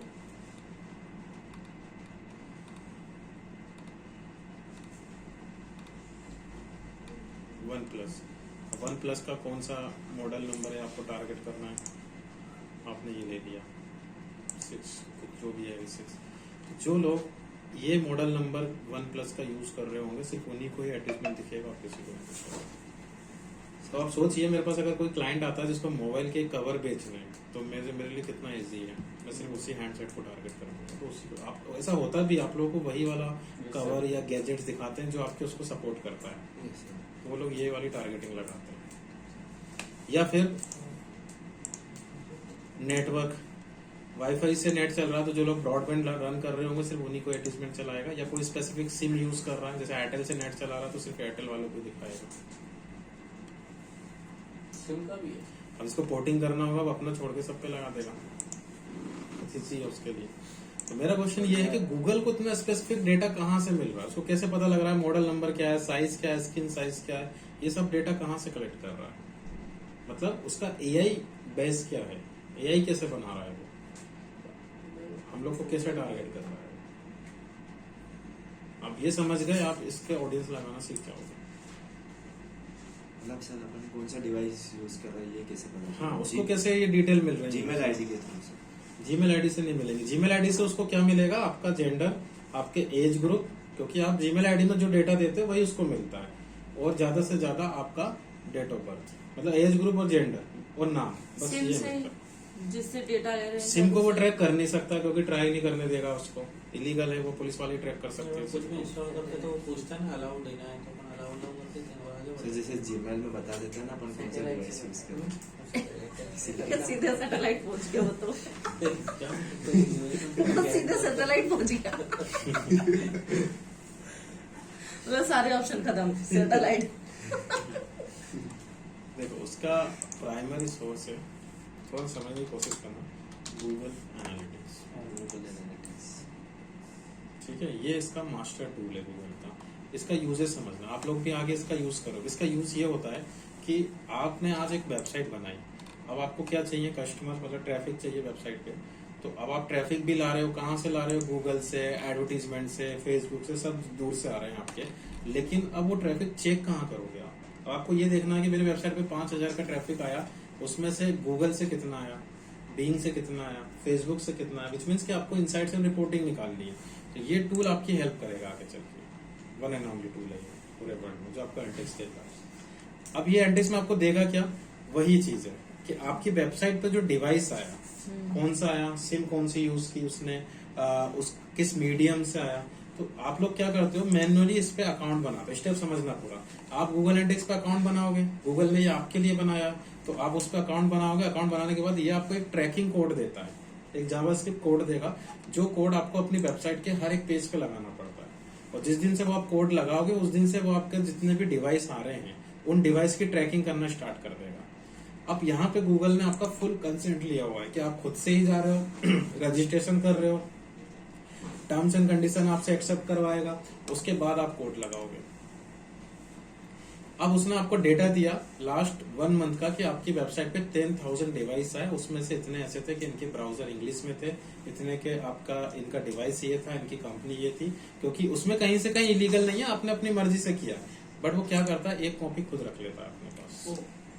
ये तो गलत बात है, प्राइवेसी भंग हो गई। Almost 70 to 80% Google analytics use करते ही हैं, और आप बोलो कि ये हमें गूगल एनालिटिक्स यूज ही नहीं करना, तो आपको कभी रिपोर्ट मिल ही नहीं पाएगी अपनी वेबसाइट की, क्योंकि उसके अलावा कोई दूसरा टूल है भी नहीं। और आपको अगर गूगल के प्लेटफॉर्म पे आना है तो वो तो करना ही पड़ेगा। तो आप समझना कि जो एक डेटा उसने अपने पास रखा है वो उसी को ही यहाँ पे ऑडियंस बना के उतारता है। Oh great. उससे पता लग रहा है हमारा यूज करके हमसे ही डेटा ले रहा है। अब आप बोलोगे मुझे नहीं यूज करना, मत करो, फिर गूगल पे किससे आओगे। और जैसे मैं एक वेबसाइट पर आया था बीच में, तो वहाँ से फोन आ गया था, कोई सर्विस थी उनकी, तो उनका फोन आ गया था कि अभी अभी आपने हमारी वेबसाइट पे विजिट किया अरे था। आपने कांटेक्ट नंबर दे दिया होगा उनको, अपना फॉर्म वगैरह भर दिया होगा। ऐसे होता है। ऐसे फोन नंबर तो नहीं जाता है किसी के पास। ये कभी भी आपका फिजिकल डेटा ट्रैक नहीं करते हैं, आपका पर्सनल कांटेक्ट इन्फॉर्मेशन जैसे कांटेक्ट नंबर, मेल आईडी, ये कभी ट्रैक नहीं करते। ये आपके ब्राउजर की हिस्ट्री और ये सब ट्रैक करते हैं, कुकीज वगैरह ये ट्रैक करते हैं। जैसे आप लोगों को पता है नोकिया ने अपना ऑपरेटिंग सिस्टम लॉन्च किया था। नोकिया का डाउन होने का रीजन क्या था, और गूगल ने उस समय क्यों वो सक्सेस हो गया, उसका रीजन कि यहाँ पे ये क्या कर रहा है, आपको ऑपरेटिंग सिस्टम जैसे एंड्रॉइड किसका है, गूगल का। और गूगल ने जो एंड्रॉइड बनाया ऑपरेटिंग सिस्टम वो सबको फ्री में दे दिया, सैमसंग को और जो माइक्रोमैक्स जो भी था उस जमाने में फ्री में दिया, तो उस सबने अडॉप्ट भी किया। रीजन क्योंकि उसने फ्री में दिया है तो उनके मोबाइल की कॉस्टिंग कम हो गई। अब नोकिया बोला कि हम तो अपना ही ऑपरेटिंग सिस्टम लॉन्च करेंगे, तो उससे उसकी मोबाइल की कॉस्टिंग बढ़ रही थी, क्योंकि ऑपरेटिंग सिस्टम की कॉस्ट भी तो निकालनी पड़ेगी। तो 4000-5000 का भी एवरेज इन लोगों का कम हो गया, उसका ज्यादा हो गया। तो उस चक्कर में यूजर फ्रेंडली कौन हो गया, सैमसंग वगैरह ने अपना मार्केट बना लिया एंड्रॉइड। वो तो आज भी एंड्रॉइड यूज कर रहे हैं। उसको इतने दिमाग में नहीं आया कि गूगल ने एंड्रॉइड फ्री में क्यों दिया था, क्योंकि जिस दिन आप एंड्रॉइड का ऑपरेटिंग सिस्टम लाते हो उसी दिन से वो आपकी ट्रैकिंग स्टार्ट कर देता है। आपसे जीमेल आईडी लॉग इन करवा लेता, आप क्या देख रहे हो, क्या पसंद कर रहे हो, वो पूरा डाटा स्टोर करता है। इवन ये अभी भी आप लोग जो एप्लीकेशन इंस्टॉल करके रखते हो, ऑपरेटिंग सिस्टम किसका है, एंड्रॉइड का। आपने पेटीएम इंस्टॉल किया, पेटीएम पे कुछ खरीदा, वो गूगल को इंस्टेंट पता लग जाता है और उससे रिलेटेड आपको एडवर्टीजमेंट दिखाना स्टार्ट कर देता है। तो उसने एंड्रॉइड फ्री में नहीं दिया था, उसका इनडायरेक्टली एडवर्टीजमेंट से अर्निंग था, क्योंकि उसका डेटा यूज कर रहा था। अब एंड्रॉइड के नोकिया के पास तो ये प्लेटफॉर्म था ही नहीं, सेकेंडरी रेवेन्यू कैसे जनरेट करेगा वो कॉन्सेप्ट ही नहीं था। वो तो सिर्फ एंड्रॉइड पे मतलब उसका जो ऑपरेटिंग सिस्टम था बस उसी को लॉन्च कर रहा था, इसलिए वो डूब गई कंपनी, कॉस्टिंग बढ़ गई उसकी। इतनी सी बात थी इसका सेकंड। अब यूट्यूब फ्री में, ये लोग यही करते हैं, प्लेटफॉर्म फ्री में देते हैं और उस पर जो डेटा आता है उसका यूज करते हैं। जैसे यूट्यूब पूरा टोटल फ्री है, लेकिन यूट्यूब पे जो ऑडियंस आ रही है उसको एडवर्टाइजमेंट दिखा के इसका रेवेन्यू जनरेट होता है। अब फेसबुक ने भी यही किया, रील्स लॉन्च हुई तो रील्स पूरी फ्री चल रही है, पिछले 1 साल से 1.5 साल से फ्री चला रहा था वो, कोई रेवेन्यू जनरेट नहीं हो रहा था उसका। अब रेवेन्यू जनरेट हो रहा है उसका, किससे कर रहा है, एडवर्टीजमेंट स्टार्ट हो गए रील्स पे, पिछले 6 महीने से एडवर्टीजमेंट चलाना स्टार्ट कर दिया उसने। कई लोग पहले दवा के मार्केट बनाते हैं, कस्टमर एक्विजिशन करते हैं, फिर उसका डेटा का यूज करते हैं। तो यहाँ पे जो आपका प्राइमरी सोर्स होता है वो क्या होता है, गूगल एनालिटिक्स। अभी तो आगे मैं आपको एक टॉपिक इसमें पढ़ाऊंगा ऑडियंस के अंदर कि ये आपको वेबसाइट पे वो एडवर्टीजमेंट दिखाते हैं जो आप ज्यादा देखते हो अपने डिवाइस में। जैसे सपोज आप महीने में 70 वेबसाइट देखे, और 100 देखे, 100 में से आपने 60 या 70 वेबसाइट बैंकिंग वाली देखी, तो गूगल आपको मॉनिटर कर रहा है और नेक्स्ट टाइम से आपको बैंकिंग से रिलेटेड ही एडवर्टीजमेंट दिखाएगा। अब ये कैसे पॉसिबल है, ये पॉसिबल है आपके मेटा डिस्क्रिप्शन से। तो आप देखो, जो मैंने आपको डे फर्स्ट में क्लास में बताया था कि आपकी वेबसाइट में मेटा डिस्क्रिप्शन होना चाहिए और उसमें जो आप कर रहे हो पूरी वेबसाइट के बारे में होना चाहिए। तो उसका यूज वो कैसे कर रहा है कि उसने सेम टाइम पे आपकी वेबसाइट में गूगल एनालिटिक्स का कोड लगा के रखा हुआ है आपने, और मेटा डिस्क्रिप्शन में आपने उसको बता दिया कि मेरी वेबसाइट किस बारे में। तो गूगल एनालिटिक्स क्या करता है, आपकी वेबसाइट का नेचर पता कर लेता है कि आपकी वेबसाइट किस बारे में। अब आप एक कस्टमर, एज इन कस्टमर आप क्या करते हो, वेबसाइट पे विजिट करते हो। आपने महीने भर में 100 वेबसाइट एक्सप्लोर की, उसमें से 70% वेबसाइट आपने बैंकिंग वाली एक्सप्लोर की, तो गूगल ये मान के चलता है कि आपको बैंकिंग वाली वेबसाइट ज्यादा पसंद है, तो आपको नेक्स्ट टाइम से उसी टाइप के एडवर्टाइजमेंट दिखाना स्टार्ट कर देगा। ऐसे पूरा उनका एआई डेवलप हो रहा है। और फेसबुक तो इतना एडवांस है कि आपका भी मैसेंजर लॉगिन होगा, आप बस एक ब्रांड का नाम ले लो, घर जाते जाते एडवर्टाइजमेंट दिखा देगा। तो जैसे गूगल उसको एनालिटिक्स के थ्रू क्या क्या क्या होगा, पता सब चल बातें सकता है हमारी। अपनी कोई वेबसाइट है तो गूगल एनालिटिक्स के थ्रू क्या क्या पता चल सकता है, डिवाइस अरे का सब नाम, पता कर दिया उसने, कुछ नहीं छोड़ा। नाम, एवरीथिंग, डिवाइस सब पता एवरीथिंग चल से जाएगा। फिजिकल डेटा को छोड़ के सब कुछ, कॉन्टेक्ट इन्फॉर्मेशन को जो छोड़ भी के अपनी वेबसाइट पे आएगा सब पता चल एवरीथिंग। जाएगा। आप बच नहीं सकते इनसे। जैसे क्रोम है, अब क्रोम में आप लोग जो कुछ करते हो तो ये आपकी हिस्ट्री बनती है, जो उसने 10 साल पहले दिमाग लगाया तब जाके मैं यहाँ आज तक ये हिस्ट्री बनती है। जैसे तो इस हिस्ट्री को हम बोलते हैं कुकीज। अब जब तक मेरे ब्राउजर में ये कुकीज अलाइव रहेगी वो मुझे दिखाते रहेंगे एडवर्टीजमेंट। होता है ना, आप लोग जिस पे विजिट करते हो आपको वही दिखाना स्टार्ट कर देता है। तो ये कुकीज को टारगेट करते हैं, कुकीज की रिमार्केटिंग करते हैं। अब पूरा कॉन्सेप्ट समझना। अब ब्राउजर किसका है? गूगल का, क्रोम। तो वो भी फ्री में दे रखा है उसने, लेकिन कुकीज से अर्निंग कर रहा है। तो आपने अगर कोई चीज देखी, जैसे आपने मिंत्रा देखा, आप देखते हो मिंत्रा ही आपको दिखना स्टार्ट हो जाता है, तो आपके ब्राउजर में मिंत्रा की हिस्ट्री बन गई यहाँ पे। अब वो मिंत्रा आपको तब तक टारगेट करेगा जब तक आपके ब्राउजर में उसकी कुकीज बनी रहेंगी। आप बोलोगे हम हिस्ट्री डिलीट कर दें, तो बिल्कुल आपको नहीं टारगेट कर पाएगा फिर वो, लेकिन आपके पासवर्ड जो आपने रिमेम्बर किए वो चले जाएंगे। तो उन्होंने वहां पे ऑप्शन दे दिया कि अगर आप हिस्ट्री डिलीट करोगे तो आपके रिमेम्बर पासवर्ड जाएंगे। तो मोस्टली लोग क्या करते हैं, इसलिए हिस्ट्री डिलीट नहीं करते, क्योंकि सेव जो पासवर्ड होते हैं वो चले जाते हैं। तो वहां फंसा दिया हम लोगों ने। एक ऑप्शन दिया हमने इनकॉग विंडो का, ये स्पेशली कि अगर आपको किसी की ट्रैकिंग में नहीं आना है तो आप इनकॉग विंडो यूज कर सकते हो। इसमें हिस्ट्री का ऑप्शन नहीं होता है, तो आपको कोई रिमार्केटिंग नहीं कर सकता। बट इसमें भी देखो एक ऑप्शन और बढ़ा दिया उन्होंने कि आपको उसको पहले एक बार ऑन करना पड़ेगा यहाँ से। अब आप सेफ साइट में गए। बाप रे, जिसको ये नहीं पता वो तो अभी भी ट्रैकिंग में है। और उसको लग रहा है वो तो इनकॉग्निट है। मैं इंडियन गवर्नमेंट का इवन आपको बता रहा हूँ अभी कि इन्होंने कितना चालाकी से उनको घुमाया था इंडियन गवर्नमेंट को। आपको पता है व्हाट्सएप का केस हुआ था, वो टर्म्स एंड कंडीशन एक्सेप्ट करवा रहा था। बहुत से लोगों को तो रीजन भी नहीं पता है। वो ये चाह रहा था कि टर्म्स एंड कंडीशन एक बार आप एक्सेप्ट कर लो तो उसमें वो आप लोग जो चैटिंग करते हैं हम लोग उसको ट्रैक करेगा। अब आप अपने फ्रेंड से बोल रहे हो कि भाई मेरा अभी मन हो रहा है प्यूमा का टी शर्ट लेने का, ये करने का, तो वो आपके टेक्स्ट को फिर उसी से रिलेटेड फेसबुक पे एडवर्टीजमेंट दिखाएगा। व्हाट्सएप भी फेसबुक का ही है, बट उसका इशू हुआ तो उसने उस चीज को पोस्टपोन कर दिया फिलहाल के लिए। सबसे पहले नोटिस आया इसका, मतलब सबसे पहले अनाउंसमेंट किसका आया? गूगल का। डर गए सब। एक तो टिकटॉक बैन हुआ तब से ये लोग डरने लगे इंडियन गवर्नमेंट से। तो सबसे पहले इसने अनाउंस किया गूगल ने कि हमारा जो क्रोम है अब वो हिस्ट्री को मॉनिटर नहीं करेगा, क्योंकि कहीं ना कहीं ये भी इलीगली होता है इनडायरेक्टली। ओके, हालांकि ये लोग टर्म्स एंड कंडीशन एक्सेप्ट करवाते हैं अपने से। तो अब इसने जो नोटिस दिया उसको गवर्नमेंट ने एक्सेप्ट भी किया और गवर्नमेंट ने बोला हाँ ठीक है, गूगल को कुछ भी नहीं होगा उस चीज को लेकर। बट ऐसा था ही नहीं। वो ब्राउजर की हिस्ट्री अगर नहीं भी ट्रैक करेगा वो तो फिर भी रीमार्केटिंग करेगा। रीजन, गूगल एंड इसका कोड तो वेबसाइट में लगा है ना, आपकी हिस्ट्री डिलीट हो रही है लेकिन वेबसाइट पे तो आप अभी भी विजिट करोगे। बाप रे, और ये गवर्नमेंट को पता नहीं है, दिमाग नहीं है इतना, इतने बड़े बड़े लोगों को इतनी हाई सैलरी ले रहे हैं। क्योंकि नहीं तो वो कंसेंट से चल रहा है ना पूरा, गवर्नमेंट कुछ कर भी नहीं सकता। आप अगर कोई ब्राउजर यूज कर रहे हो तो टर्म्स एंड कंडीशन होती हैं, हम एक्सेप्ट करते हैं, हम पढ़ते कभी नहीं है। लेकिन तो इसके अलावा हमारे पास ऑप्शन ब्राउजर वो गवर्नमेंट इतना एडवांस नहीं जा सकता है। वो ज्यादा से ज्यादा ब्राउजर बंद करवा सकता है, जैसे यूसी ब्राउजर बंद करवा दिया तो उसका अल्टरनेट है, लेकिन वो गूगल एनालिटिक्स कभी बंद नहीं करवाएगा क्योंकि गवर्नमेंट की खुद की वेबसाइट वो यूज कर रही है। और यूएस से तो वो अच्छा है, एनालिटिक्स कैसे निकालेंगे कस्टमर का? डाटा ही तो मिलता है ना। चुनाव का सर्वे और कौन सा डिवाइस आया कैसा आया उनको भी तो एडवर्टाइजमेंट दिखाना है। Great sir. तो कहीं ना कहीं टेक्नोलॉजी वाली बात आ जाती है। वो तो आगे से ही टेक्नोलॉजी बढ़ रही है तभी इंडियन गवर्नमेंट को मिल रहा है वहाँ से यूएस का। नहीं तो इंडिया में इतना सब दिमाग नहीं है क्या इनके पास? तो आप समझना इस फील्ड में 3 फेजेस होते हैं।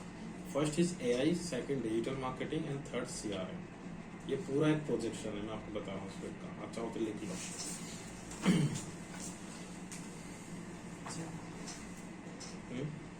फर्स्ट फेज होता है एआई का, आर्टिफिशियल इंटेलिजेंस।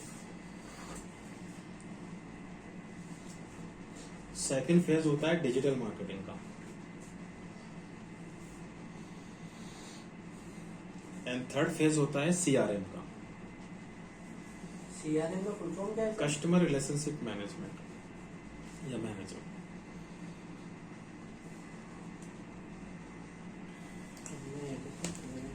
सीआरएम है ना, हमने लेके रखा है। इसको थोड़ा एक्सप्लोर करेंगे क्या सर हाँ, सीआरएम को? मैं कर रहा हूँ एक एक करके। देखो आप लोग क्या कर रहे हो, अभी गूगल पे एडवर्टीजमेंट बना रहे हो यहाँ पे, ठीक है? तो हम लोग अभी मिडिल पार्ट में, मतलब आप लोग अभी मिडिल पार्ट में हो। आप एआई भी स्किप कर दिया और आपको सीआरएम भी नहीं है, तो आप लोग अभी इसमें काम कर। जैसे सपोज आपको उसने बना हुआ दे दिया प्लेटफॉर्म, आप गए और आपने चेक मार्क कर दिया और काम हो गया आपका। लेकिन उसके पीछे जो लॉजिक्स काम कर रहे हैं, अगर मैं इसको कंट्रोल यू करूँ और इसका जो भी आप कोडिंग वगैरह ये सब लॉजिक्स जो देखोगे, ये एआई का पार्ट है। एआई उनने बनाई है, हम तो उनकी बनी हुई एआई पे काम कर रहे हैं। ओके। तो जो वो गूगल डेटा ला रहा है, डेटा बना रहा है, आपको तो बने बनाए ऑप्शन दे दिए, बस आप तो ज्यादा ज्यादा क्या है, कुछ नहीं, बस क्लिक ही करोगे और क्या करोगे इससे ज्यादा। लेकिन उसके पीछे जो फंक्शंस वर्क कर रहे हैं, उसके पीछे जो लॉजिक वर्क कर रहे हैं, वो एआई का पार्ट है। तो पहले एआई रेडी होती है, फिर एआई से जो बन के आता है वो आपके सामने आता है, और हम सिर्फ उसको एक तरीके से सॉफ्टवेयर की तरह यूज कर रहे हैं। अब आप कितने अच्छे से उसको यूज कर लेते हो वो आपका वर्क है।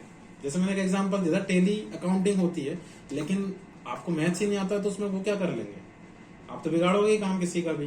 ओके, तो पहले तो आपको मैथ सीखनी पड़ेगी। तो यहाँ पे भी यही है कि उसने आपको बने हुए ऑप्शन यूज दे दिए बना के एआई से, अब उनका यूज जो जितने अच्छे से कर लेगा उसको रिस्पॉन्स मिल जाता है। अब इसके बाद क्या होगा, आपको क्या चाहिए, कस्टमर चाहिए। आपने कैंपेन बनाया किसके लिए, कस्टमर के लिए। अब सपोज आपके पास एक दिन में 1 लाख कस्टमर आ रहे हैं। अब कुछ लोग तो क्या करेंगे, 1 लाख को उठा के एक एक करके फोन लगाएंगे, वो भी पॉसिबल नहीं है, 1 लाख लीड्स बहुत होती हैं। तो इसके बाद फिर सीआरएम की एंट्री होती है कि वो आपके डेटा को मैनेज करता है। आपने देखा कभी आपको ऑटोमेटेड एसएमएस आते हैं, ऑटोमेटेड मेल आते हैं, ऑटोमेटेड फोन कॉल्स आ जाते हैं, तो वो सीआरएम करता है। जैसे वर्ल्ड का सबसे बड़ा सीआरएम है सेल्सफोर्स। सेल्सफोर्स। तो आप जो डेटा इसको दोगे, वो उस डेटा को व्हाट्सएप करवा देगा, मैसेज करवा देगा, ऑटोमेशन में रख देगा पूरा की पूरा, मैन पावर ही खत्म। सबसे बड़ा सीआरएम। ये मैसेज पे तो आते हैं सर बाय डिफॉल्ट कंपनी के, ये सब इससे सीआरएम के थ्रू मैसेज एआई के होते हैं। मतलब जैसे आपको इनको करने के लिए क्या करना पड़ता है, वन ऑफ कोई भी सीआरएम खरीदना पड़ता है। जैसे मेरा कोई क्लाइंट है, उसका फेसबुक का कैंपेन चल रहा है और 1 लाख लीड्स आ रही है। लीड्स मतलब कस्टमर का कांटेक्ट नंबर और मेल आईडी आ रही है। अब 1 लाख को आप टेलीकॉलर मैनेज नहीं कर पाएगा, कब तक फोन लगाएंगे वो लोग। तो इन लोग क्या करते हैं, सीआरएम खरीद लेते हैं और फेसबुक को सीआरएम से कनेक्ट कर देते हैं, और फिर इधर से बल्क एसएमएस सर्विस वाले ले लिया, और बल्क एसएमएस ईमेल मार्केटिंग ले ली, और बल्क एसएमएस का वो ले लिया, उनको भी इसके साथ कनेक्ट करते हैं। तो ये डेटा उठाता है, ऑटोमेटिक कॉल लगाएगा, ऑटोमेटिक एसएमएस करेगा, ऑटोमेटिक उनको मैसेज करेगा, और वो अपने आप आता है, कोई मैनुअली नहीं करता, सीआरएम मैनेज करता। तो सीआरएम का काम है आपकी लीड्स को मैनेज करना। अब आप 50-100 लीड्स पे काम कर रहे हो, फिर सीआरएम की नीड नहीं है आपको, फिर तो आप खुद ही कर लो। बहुत बड़ी एजेंसीज होती है, जैसे अब ये फ्लिपकार्ट, अमेजोन, अब इनके तो कितने ऑर्डर्स होते हैं एक दिन में। मैन पावर वर्क नहीं करेगा, मैन पावर सीआरएम को मैनेज करता है। तो ये आपका लास्ट फेज होता है।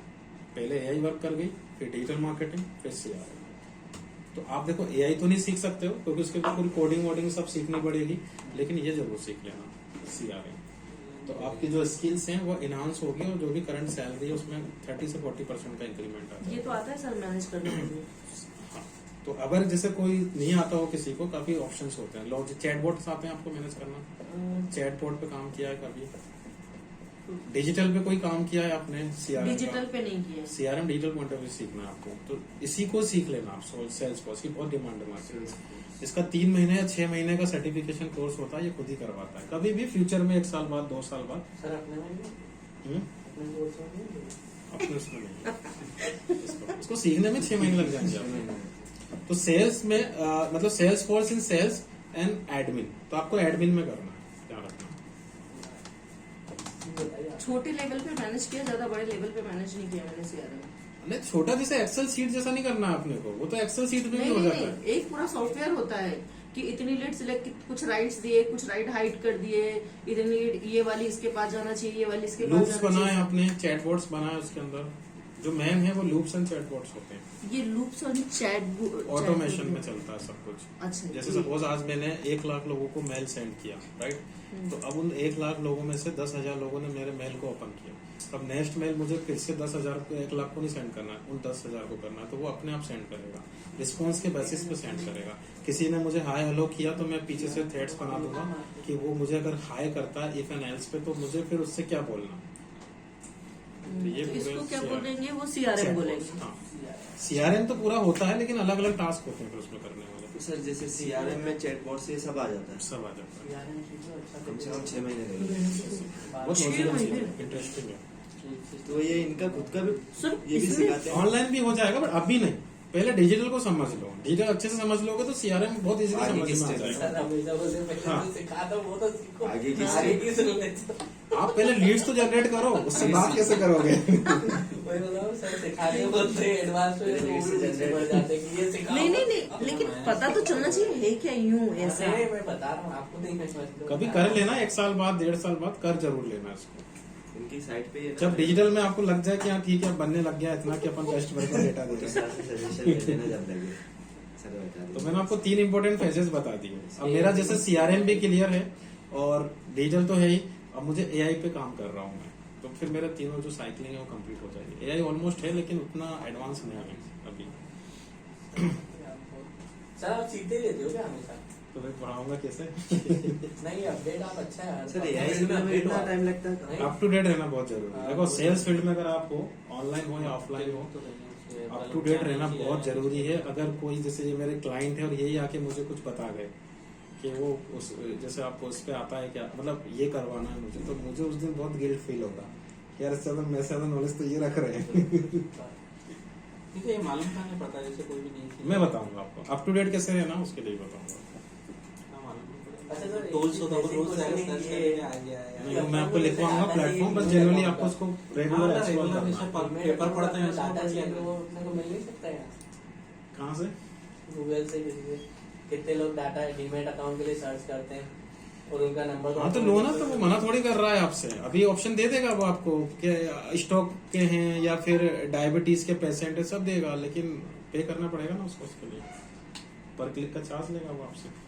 तो प्रमोशन वो चलता है, वो तो हमारा है ना, वो तो कैंपेन अलग चलता है, ये अलग क्वेश्चन अलग है, ये क्वेश्चन अलग है ना मेरा। ऑडियंस का ऑप्शन उन्होंने दिया है, आप यूज कर लो अपने हिसाब से। जैसे आप सपोज प्री वेडिंग प्लानर है फेसबुक पे, उसको कैंपेन रन करना है। जैसा आज ही मॉर्निंग में किसी के लिए मैंने बनाया था, तो सिंपल सा था, जो एंगेजमेंट हुए हैं उनको टारगेट कर दो। अब एंगेज हुए हैं, शादी से पहले बीच में क्या ही करेंगे, वो फ्री प्लानिंग करेंगे फ्री वेडिंग करेंगे बस। ये तो जो रिसेंटली एंगेज हुए हैं, क्योंकि फेसबुक क्या करता है आपकी हर एक स्टेटस को, हर एक एक्टिविटीज को ऑडियंस में कन्वर्ट करता है। अब जो किसी की एंगेजमेंट हुई है वो पड़ोसी को बाद में बताएगा, पहले तो फेसबुक पे अपडेट करेगा एंगेजमेंट समवन, और वो क्या करता है फेसबुक उसको ऑडियंस में डाल ये देता सारा है। एआई का पार्ट है। ये एआई का पार्ट है। क्या पैकेज? पाइथन सीखना पड़ेगा। पाइथन पाइथन लैंग्वेज बहुत अच्छी है, अभी चल रही है ना मार्केट पैकेज में, बहुत सबसे मस्त ज्यादा आता है। वही चल रही है। अरे बहुत पैकेज है। पैकेज एक देता है। 2 करोड़ का पैकेज है। क्वालिटी तो देखो आप उसको जिस ऐसा नहीं है, वो फिर उसमें भी स्किल्स पर डिपेंड करता है। हाँ, वही। लेकिन सर ये फील्ड बहुत बड़ी है, बहुत बड़ी फील्ड है। Digital and marketing. नहीं है उसका। ये तो मतलब हम लोग तो अभी उठे नहीं, तो मतलब आपने सर आप कौन से ग्रेजुएशन पास आउट हो, कौन से ईयर पास आउट हुआ?